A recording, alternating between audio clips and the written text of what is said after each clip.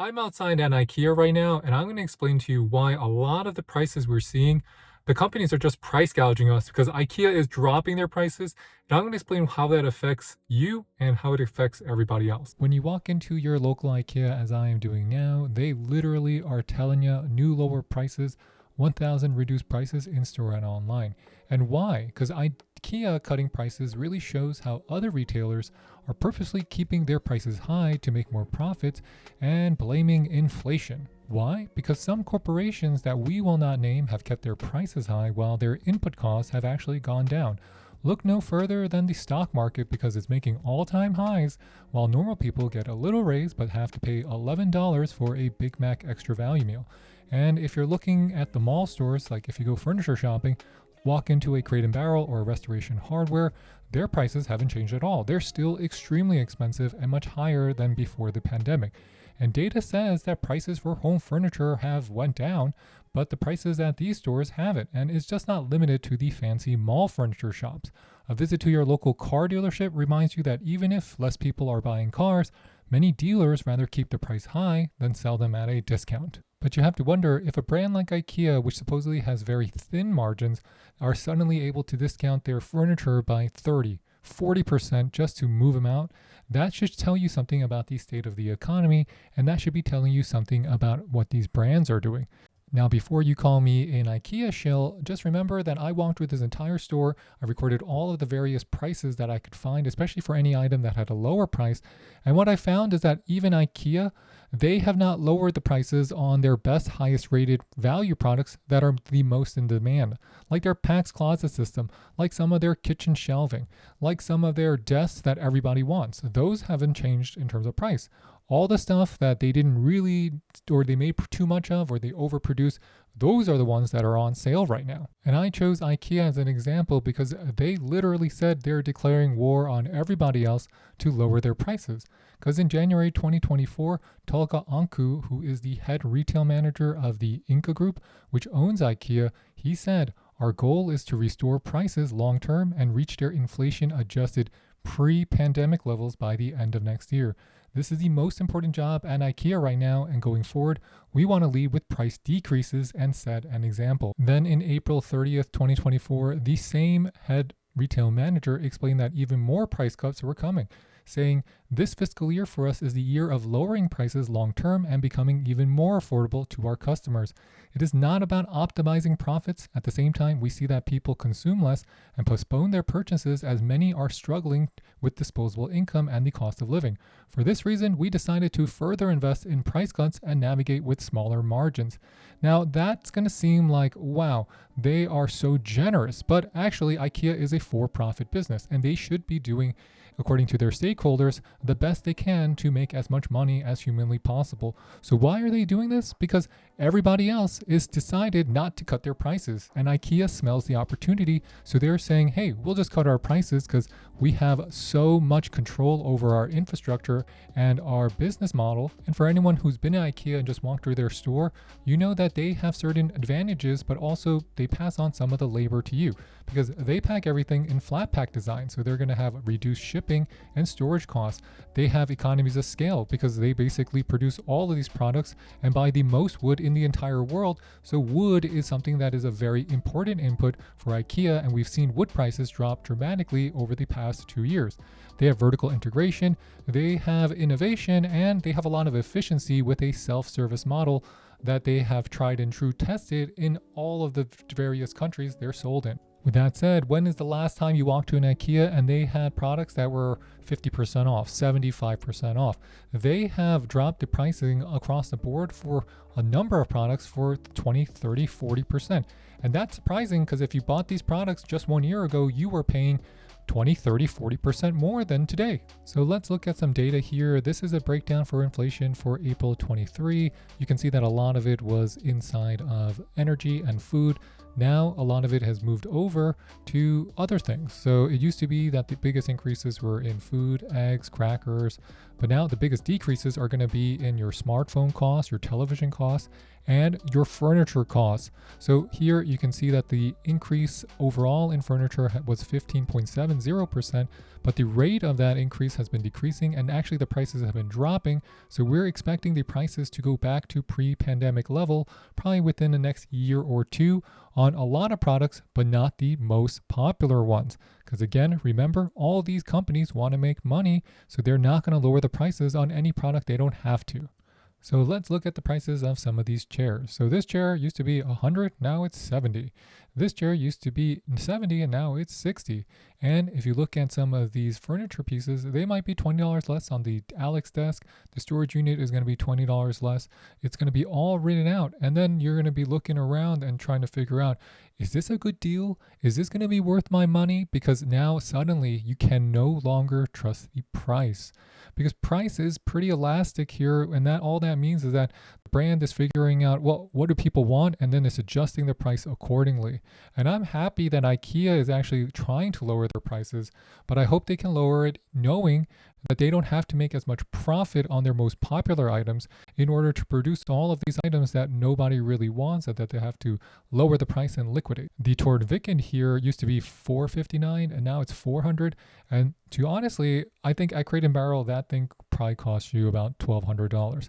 Then you get into your dining room chairs and your tables, and again, they didn't lower a lot of these prices on a lot of these different chairs. They did lower on the Bergman. It used to be $145, now it's $130, but it's completely sold out, at least in my location. And we're going to keep taking a look around to see what else is on sale, because those white chairs are very popular. They're not on sale. If you see anything that says last chance, that means that IKEA is just trying to get them out of its storeroom because they are taking too much space in its warehouses. So you can see that IKEA is recognizing that they have to start liquidating some stuff or it's going to get backed up. And if IKEA is dropping prices like this, I expect there to be a full-on price war starting probably within the next few months and lasting into the holiday of 2024 into 2025. Because this Tobias chair, I love it. It used to be $125, now it's $85, which is the price it was in 2020. You got this desk, it's on sale right now, but it's still $450. How much margin was IKEA making before if they can sell all of these things for 30-40% cheaper?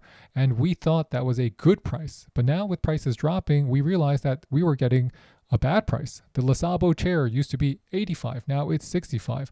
And that's just standard wood chair. And I think the wood prices actually dropped 2 years ago, which means IKEA was making money, a lot of money on that chair for over a year. And to me, there's no better example of how prices are changing than if you look at this bedroom set. Because guess what? The bed is going to be cheaper because it's made out of wood. But they don't want to lower the price of the mattresses because the other mattress companies are not lowering their prices, and IKEA is already inexpensive for mattresses.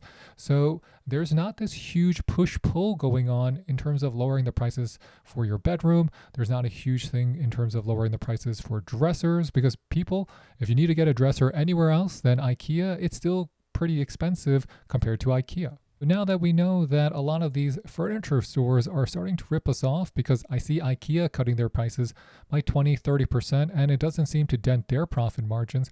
And it's metal, it's wood, it's all their fancy furniture along with some of their cheaper stuff. So what does this come down to? It means that corporations are trying to continue to raise their prices, but we hope that they slow down, and they should be slowing down because the competition, like the big box store like an IKEA, is going to force them to.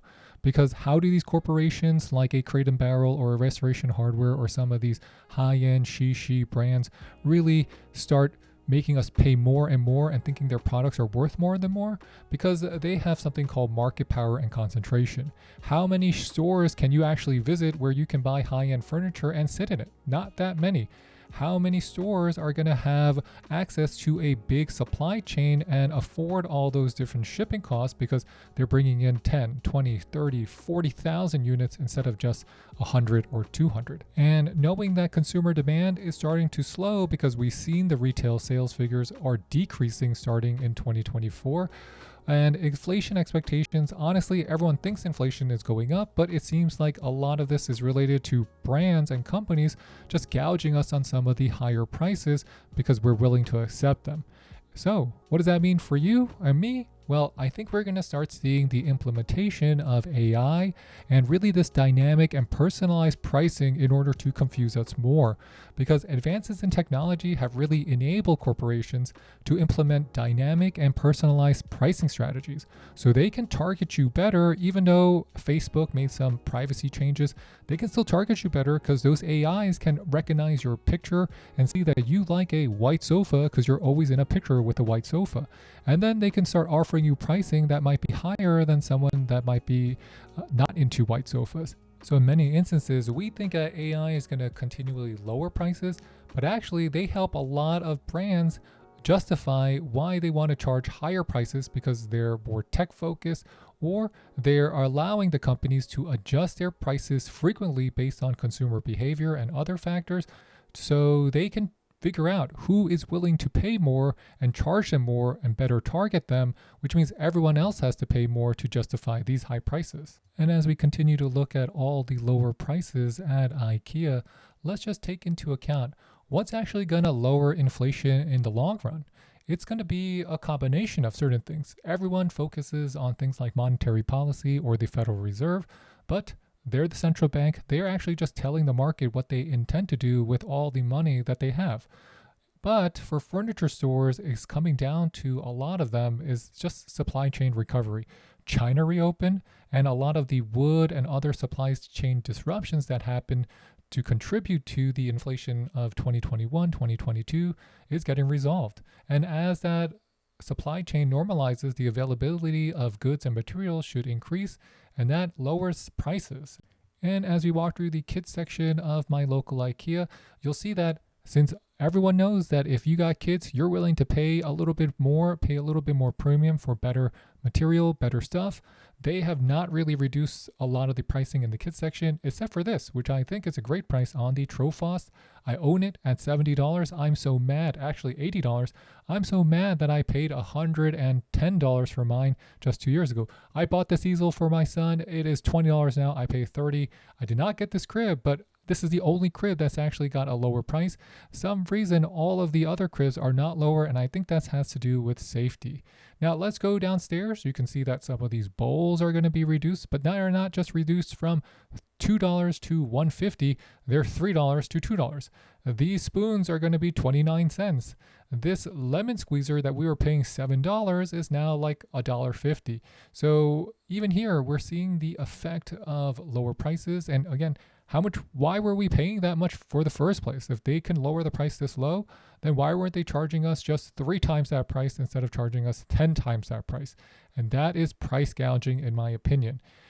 Another part of that is that because of the gouging, you see that this IKEA is still pretty empty. Because even though these wine glasses might cost you $8, who's buying these wine glasses? They're still pretty full. Who's buying these coffee makers that are going to be $17? Who's buying these spoons and forks? Because I know that's a great price here, but even here, this 18-piece dinnerware set for $30, it's great, and we need dinnerware sets, but who's buying it? Because that's the decreased demand. And here is where the drop in inflation is coming, because high prices themselves can reduce demand as you, me, consumers cut back on spending due to increased costs of goods and services. So honestly, if you just remember that a lot of this stuff was so much cheaper just 2-3 years ago, and all their input costs are coming back to normal, that just leads us to the same conclusion that if IKEA is becoming more efficient, they should be able to lower the cost close to pre-pandemic levels, which is what their retail manager, the head of retail, said out loud in January and in April. So ultimately, the big takeaway here is that if you're looking to buy furniture today, well, in my advice, unless you really need it, you might want to wait because a lot of these items are going to get cheaper and cheaper. I'm not saying the most popular ones are going to get cheaper, but if you're waiting on a sofa from Restoration Hardware, their outlet store might get pretty full because not a lot of people are buying them, according to Restoration Hardware's last earnings statement.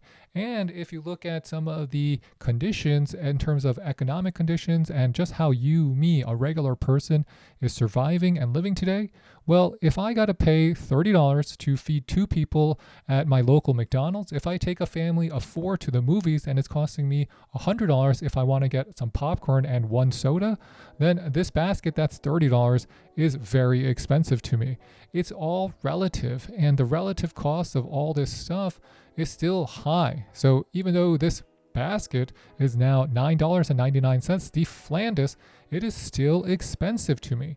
And I think a lot of us as just people understand this, and that's where our expectations are changing. More and more people are just saying, hey, that's too expensive, I'm not going to buy it. Or, hi, I'm going to go off Facebook Marketplace and get something used.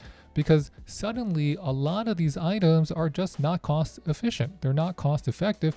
And if I have to choose between food and hangers for $9, I'm going to choose food because I can get plastic hangers. I can go to Amazon and get 100 hangers for $20. And I know that might seem wasteful to some people, but this is the economics of the times we live in. Because as I walk through this store, there's nobody here. And I live in one of the busiest Ikeas in the country in New Jersey. So having nobody in the Ikea, there was like 7 people here, and they have all of this new stuff. This is one of the deals that really infuriated me. The Hovid mirror is now $129. If you bought this 6 months ago, 1 year ago, 2 years ago, which in my opinion is their best mirror, it cost you $180. How did they drop the price by $60 just because they wanted to? And I hope my video and just my walkthrough of Ikea, checking out all their prices, and I think Ikea does a great job laying out their store. This is not a knock on Ikea. I think they're doing something special because they have declared war on all the other furniture stores, and this is going to start the lowering of prices across the board, which I'm appreciative for, because it's only until the big boys start lowering their prices that others will. So let's start saving some money, and I'll catch you next time. This is Dave with the French Glow. If you have any questions, please leave them in the comment box below, and please hit that like and subscribe button because it really does help support our channel. I normally do a lot of honest, popular product reviews, but here I'm just trying to give you my sense and my take on what's going on in the world, because this is starting to make me upset, and I want everyone to understand what's going on and how you can start saving money just by putting it back in your pocket. So with that, thanks for watching, everybody. If you have any questions, please leave them in the comment box below, and please hit that like and subscribe button. It really does help support our channel. And I'll catch you next time. This is David with the French Glow signing off. Bye, bye, bye.